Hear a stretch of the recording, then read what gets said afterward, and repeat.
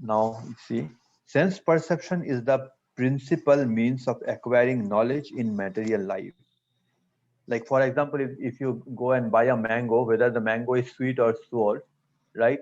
You have to cut the mango and eat it, and by your tongue, when you taste it, you will understand it is sweet or sour, right? You need not ask your Guruji to tell that Yes, whether it yes. is sweet or sour. Yeah. Mm-hmm. Both theistic and atheistic philosophers accept Pratyaksha Praman as one of the means to valid knowledge. Perception is of two types, external and internal. An external perception occurs when we acquire knowledge of a quantifiable object through the external senses. So this is external perception.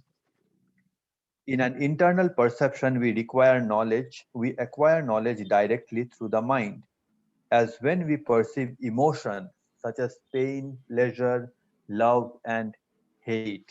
So external perceptions means we have this external. Uh, in Gita, Krishna lists the mind as the sixth sense, manaha shasthani indriyani. So the internal perception is through the mind, and the external perception is through the senses. So, for example, if you are having a stomach pain, how do you understand that you have stomach pain, right? So generally, we understand something by seeing with the eye, but you don't see with your eye that you have stomach pain, and you don't hear with your ear, or you don't taste with your tongue, or you don't touch your stomach to see if it is paining or not. So this happens by the mind. So this is like an internal sense perception, and there are external sense perception also.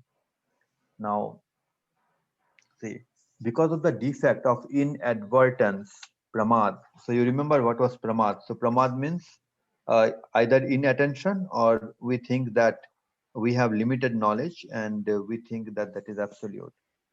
So because of the defect of pramad, let us say inattention, and because our senses are prone to delusion, brahma. So we remember Brahma also. Brahma means Brahma, yes, Prabhu.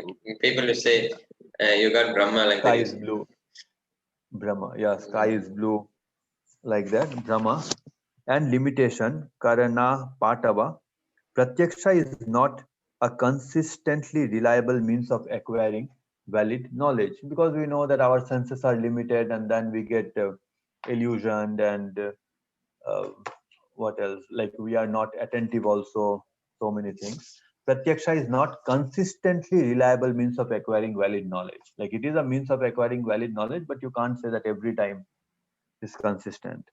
Besides these defects, the scope of pratyaksha is limited only to the present, right? Because with your senses we can see only what is in the present, since perceptions by definition cannot be of past or future events. Okay, so it is only of the present event. Like for example, if somebody says that I want to know that when my father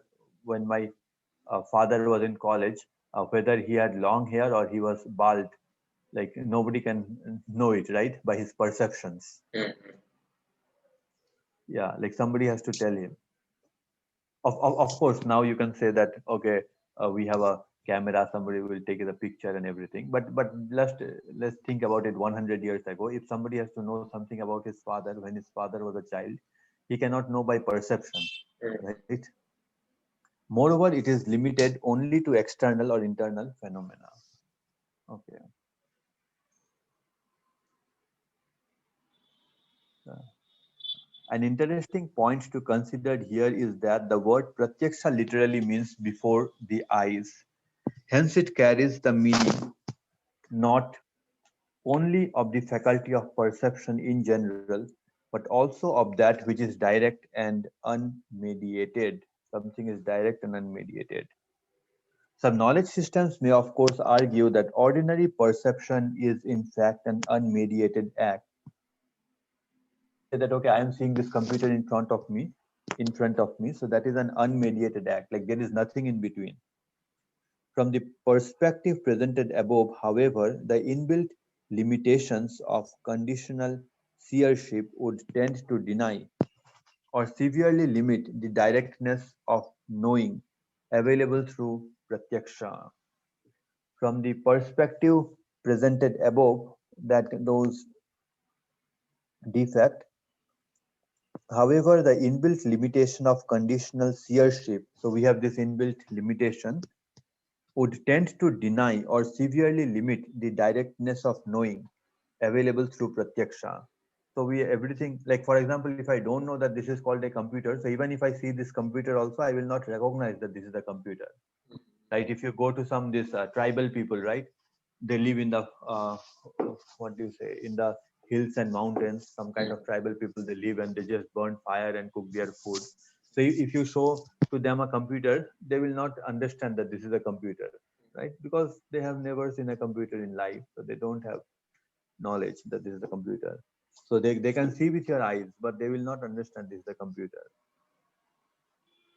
From the perspective of scientific materialism, perception may be considered as direct knowing, but from the view of some idealistic school of philosophy, perception is itself a mediated event and hence cannot be direct knowing. A mediated event.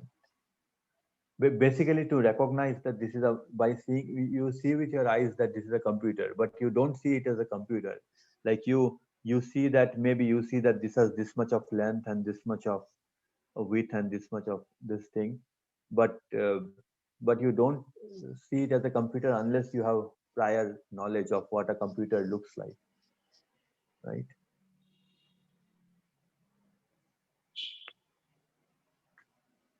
Yeah. So it was suggested in the discussion on epistemology from the prologue to this division, Anuched 9 to 18, that Shabda in the sense of revealed sound implies the existence of a corresponding chance phenomenal mode of knowing beyond perception and inference.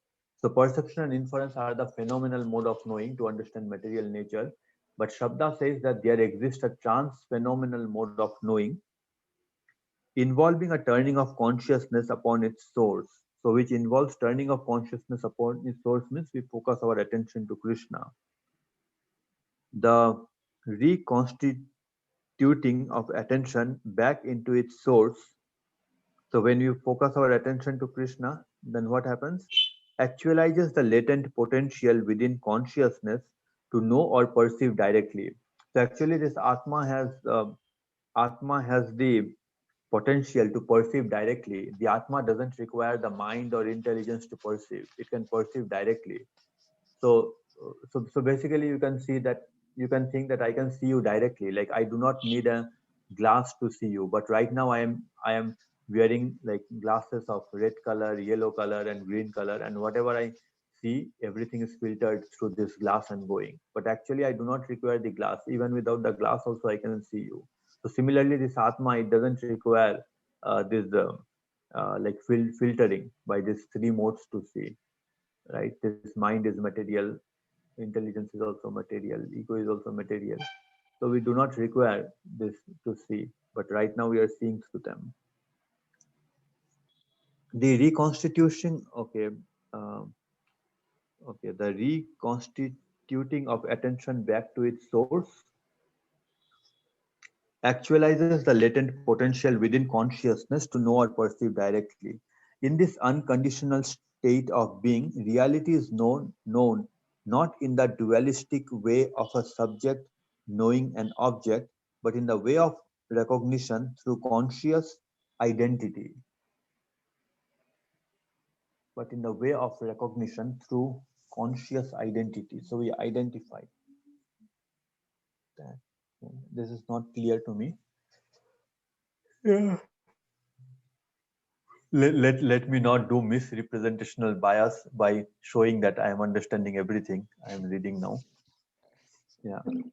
Yes, yes. The, the knowing occurs exclusively through reality's own self-revelation and not through any independent seeing power of the subject. Okay, so now we understand. See, in this unconditional state of being, reality is known. So reality is what? Krishna. Krishna is known not in the dualistic way of a subject knowing an object. So when we study about some subject, we know that object, but it is not in that way.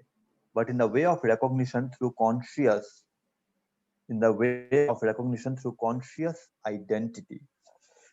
Okay, we identify with Krishna. So what I understood is that we identify with Krishna means we have a relationship with Krishna. The knowing occurs exclusively through reality's own self-revelation. So through Krishna's own self-revelation. So Krishna will reveal himself, that's how we know him. And not through any independent seeing power of the subject. So it is not because I have some seeing power, that's why I am seeing Krishna, but actually Krishna is revealing himself. So that's why I am seeing Krishna. This trans-empirical mode of knowing fulfills the highest sense of pratyaksha as direct or unmediated perception. So when we see Krishna, we will see him directly. We won't see him through the filter of this material mode because Krishna is beyond the mode. So we will see him directly. So that is the power of. So that is also a pratyaksha. When we see Krishna directly, that is also a pratyaksha, but that pratyaksha is different from this pratyaksha of this material world, because the pratyaksha of this material world is filtered by the three mode. And when we see Krishna, that perception will be direct without the interference of the three mode. So in contrast with this, ordinary perception is mediated through the organic events of embodied selfhood. Yeah.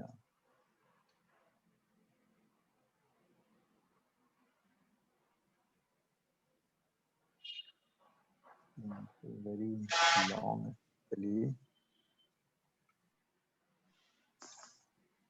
Yeah, actually this is very long, and this thing is also a little bit what I would say it's like difficult also. So we need to take some time and yeah. So I think we read for 1 hour now, and too much. It will be like too much for me also to understand, and too much for you also to understand. So we can end here maybe. Yeah. Yes, Prabhu. I can See, understand. this is difficult. Like this is difficult, but once you this chapter, like this Anuched 9 is difficult, but once you reach 9, then after like 10 onward, again, like it is easy only. In the beginning, it was easy to understand, no, Prabhu. The beginning, first one. Yeah. See. This Anuched 9 is the 9 is the most difficult one. But if you read Anuched 9, if you understand Anuched 9, then you'll be able to talk with any of your friend. Like whatever they say, you'll be able to like prove to them that we are not just like some blind faith. They are also having Yes, blind yes, faith. yes, Prabhu. We are By equally giving the blind. examples, We are equally blind. We are equally mm, blind. yes, Prabhu. The defects and knowledge we explain to them means they will see somewhat in a different way everything. Right. Because we believe in Vyasa and they believe in their scientist, but both are Mm, doing believing only. Yeah. yes, So it is good to spend some time and then understand and then again go yes, back Prabhu. and see. But we need to memorize these things now, Prabhu. This words, the pratyaksha, then many words you said, no, Prabhu. That nine kinds of Uh, knowledge acquiring. yeah, but no, but in that 9 kind of knowledge, we need to memorize only the first 3. So pratyaksha is by senses. Whatever we perceive, that is Can you pratyaksha. show me that screen, Prabhu? This one, nine things. Once again, Okay. please. Yeah. So if I show, I think. Uh, yeah, I think the bookmark will be gone. So I can just tell you. So you just need to remember only 3 things. So one is pratyaksha. So pratyaksha means whatever you see with the senses. Mm. And second is anuman. So when we cannot see with the senses, then we will try to apply our mind to think maybe this is like this or this is like that. So that is anuman. Like for example, like let us say when you are crossing a road, and so this anuman is based on pratyaksha only, and a car is coming, right? So if you cross the road, whether the car will hit you or not, right? You cannot see with your, like you cannot do an experiment that okay, let me cross the road and see if the car hits me or not, then I will understand whether it will hit me or not. So you cannot do a pratyaksha, so you have to do anuman. Anuman means uh, you will see that how far is the car, and you will see what is the distance of the car, and what is the speed of the car, and based then you will do some prediction that okay, if the distance is so much and if the speed is so much, whether when I cross the road, whether the car will come and hit me or not, right? So this is called anuman. So anuman means like we say that, oh, I think this may be like this, or I think that may be like that. So that is called anuman. And finally, the shabda. Shabda means revealed sound. So these are the three things: pratyaksha, anuman, and shabda. So these are the three words.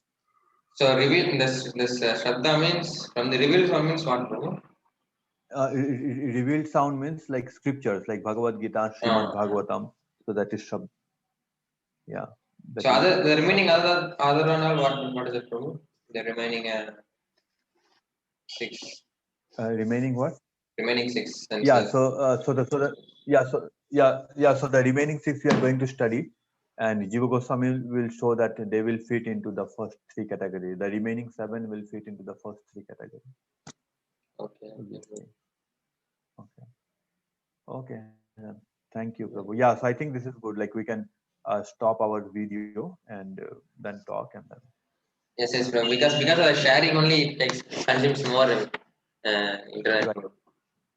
Okay. Okay. Okay then. Thank you, Prabhu. Then Hare Krishna. Hare Krishna, Prabhu. Hare Krishna. Hare